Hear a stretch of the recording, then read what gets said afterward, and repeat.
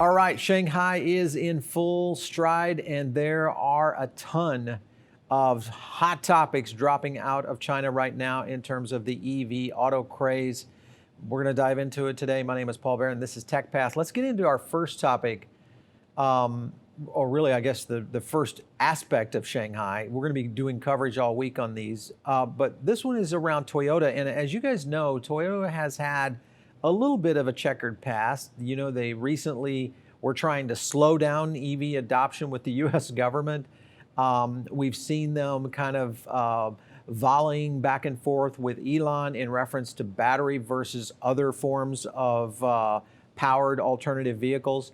And I have a feeling that, Toyota's been doing a little bit of a head fake here. And I'll talk a little bit about that. But I want to get into their most recent drop at Shanghai, which is the BZ, which stands for Beyond Zero, 4X or 4 Cross, depending on how they're going to market this concept vehicle. This is basically their all new SUV concept. And I like it in the sense of the design. If you look at this design, the look and feel has very much the NX RX element. The interior design is very on spot for Toyota.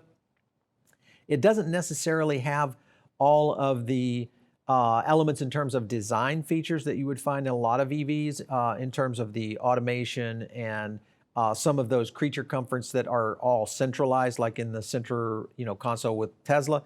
But I do feel like this goes back to the whole concept of, ICE or legacy ICE manufacturers kind of utilizing what they've had available to them and converting those, or as much of that design, asset or expense that they've went through to design all these interiors, and then converting those into EVs. So I think that's kind of where they're going. This vehicle was jointly developed in partnership with Subaru based on Toyota's new e-Tenga, TNGA platform dedicated to battery electric vehicles. Again, here's my question. Has Toyota created or come up with a battery tech that is unique or different? Could this be Toyota's swan song for moving into EVs, or could it be the, kind of just the beginning of them climbing the mountain and kind of taking over in the Japanese EV market? So this is going to be interesting to watch because of especially with the partnership with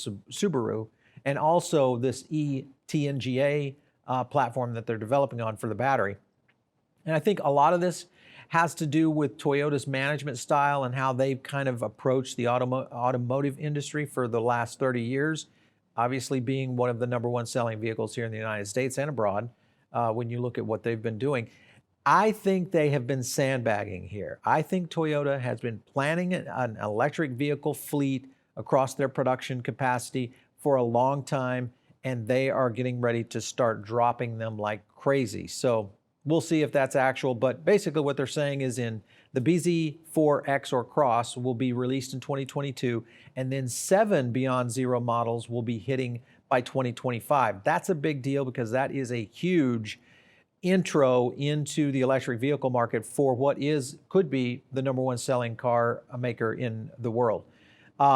It is coming to the US. That's one thing. The US product details will be shared at a later date, so I don't have any real details on that, but it's coming our way. We'll see. I think especially one that looks so much like the NX or the RX, depending on which kind of design theme you see. It's definitely going to be coming to the US.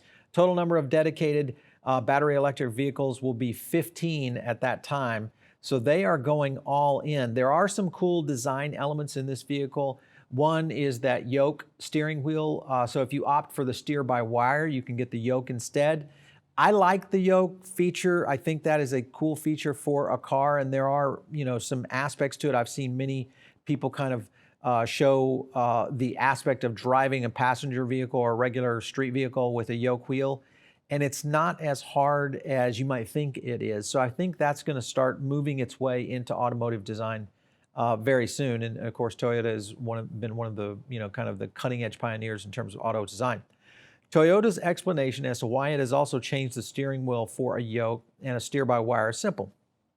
The system that no longer has a physical connection between the helm and the wheels.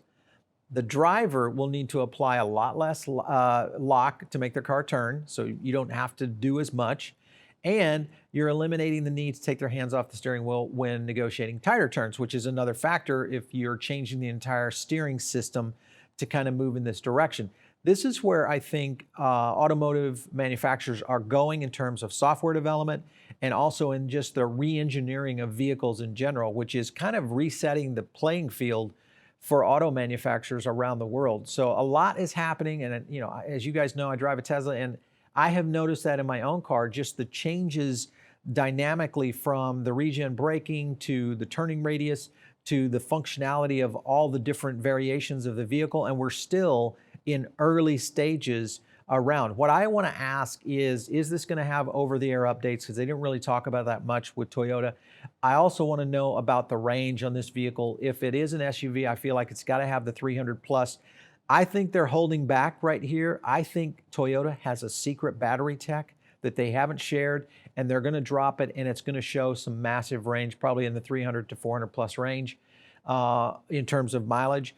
And if that is the case, Toyota will come to market with a beast and a lineup of these Beyond Zero vehicles that are really going to start to differentiate them. And most likely, the dealership network that they have, the passionate fan base they have in terms of consumers, you could see a massive switch and swap of EVs into the Toyota lineup. And I know everybody's always kind of concerned about the Camry and its powerhouse in terms of its penetration in the American car market.